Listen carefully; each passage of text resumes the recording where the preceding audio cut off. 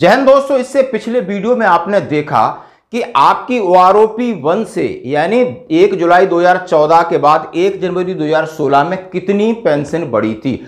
2.57 factor था, कितनी बढ़ी। फिर OROP 3 में आपकी कितनी हुई। OROP 3 में 53% DA आपका कितना हुआ। अब यदि हमने कहा है कि आपका DA 1 जनवरी 2026 पर 65% पहुंचेगा तो आपका DA टोटल कितना होगा और मर्ज करने से अब आपकी टोटल सैलरी कितनी हो जाएगी और उसके ऊपर सरकार आपको 1.92 का फैक्टर देती है तो आपकी पे कितनी बढ़ेगी और पेंशन कितनी बढ़ेगी। स्पष्ट आइए सीधे सीधे हम बोर्ड पे चलते हैं। जैसा कि पिछले वीडियो में हमने आपको बताया कि 65% DA हमारा 13,300 पहुंचता है 20,463 पर, 23,569 पर 15,320 और 24,763 पर 16,095, 27,950 पर 18,168, 31,500 पर 20,475, 34,575 पर 22,474 और 42,625 पे 27,706, 46,300 पे 30,095 पहुंचता है। अब इसको मर्ज करके आपकी बेसिक सैलरी कितनी बनेगी, फिर फिटमेंट फैक्टर आएगा।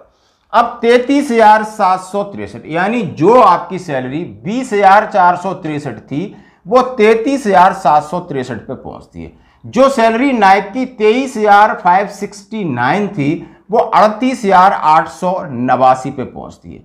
जो सैलरी 24,763 हवलदार की है वो 40,858 बेसिक पे पहुंच जाती है।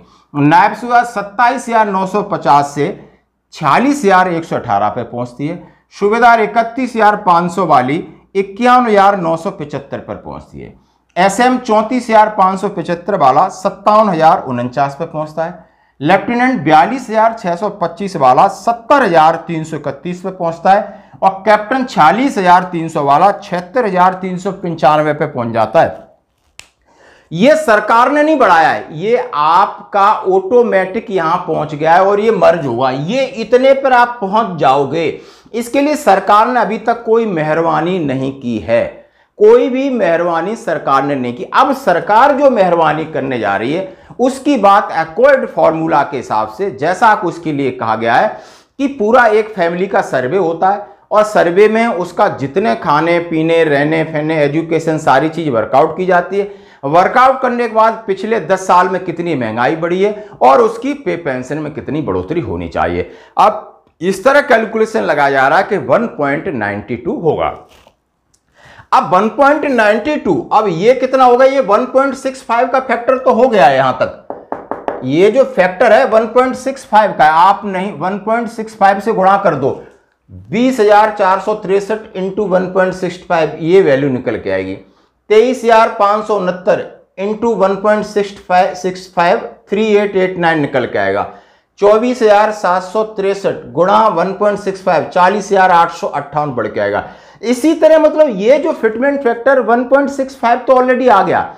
अब सरकार 1.92 यानी 65 से 95 0.20 भी नहीं बढ़ा रही है। आप समझ रहे हो ना, 17 बढ़ा रही है, 0.17 बढ़ा रही है। तो कोई आसान नहीं कर रही है, अतिशयोक्ति नहीं है, अतिशयोक्ति नहीं, ये रियल है। अब ये कितना होगा, यदि 1.92 फैक्टर होता है तो आपकी जो 20,463 थी आपके DA मर्ज होने के बाद 33,763 होती है और 1.92 से 39,289 होती है एक सिपाही की पेंशन।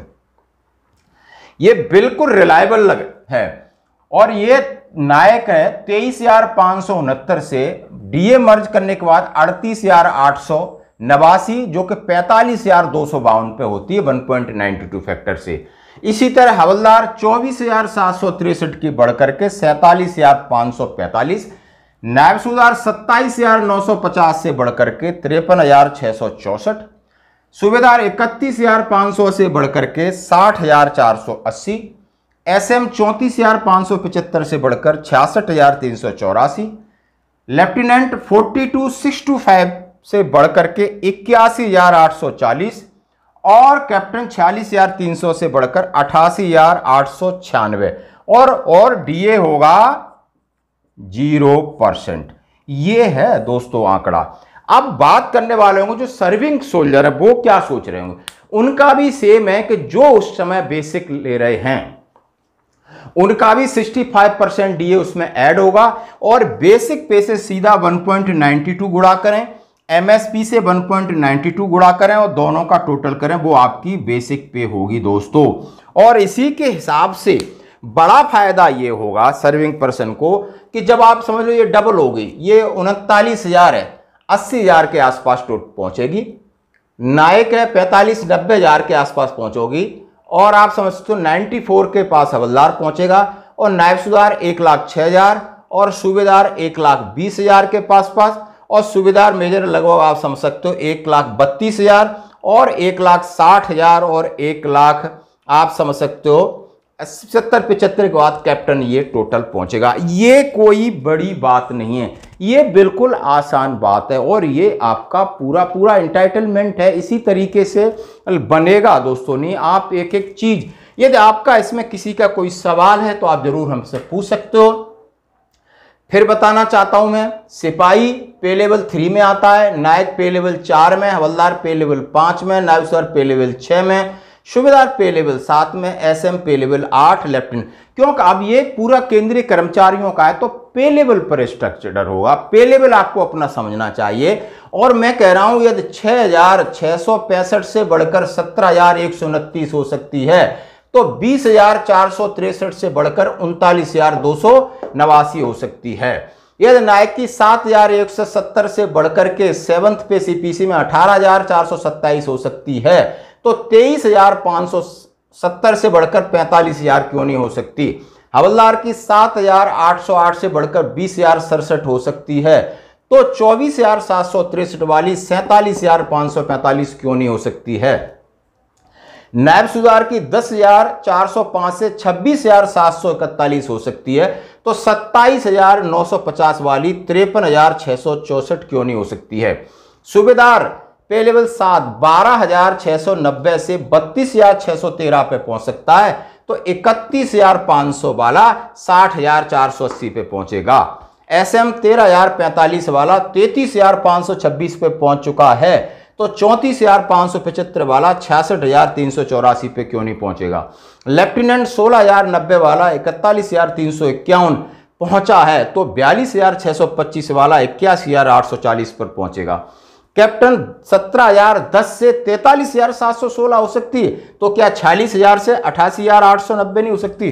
बिल्कुल हो सकती है। लोग दोस्तों कमेंट्स जरूर करना और बिल्कुल समझना, नहीं समझ में आती है आप मेरे व्हाट्सएप पर सवाल करना, क्योंकि यही है कि हम एक दूसरे को अवेयरनेस, एक दूसरे को जानकारी। हाँ जी दोस्तों, इसमें प्रीमेचर वाले भी कंसीडर होंगे। किसी भी प्रकार का जो पेंशन ले रहा है सब कंसीडर होंगे। उसमें OROP 3 जैसी कोई कंडीशन नहीं होगी।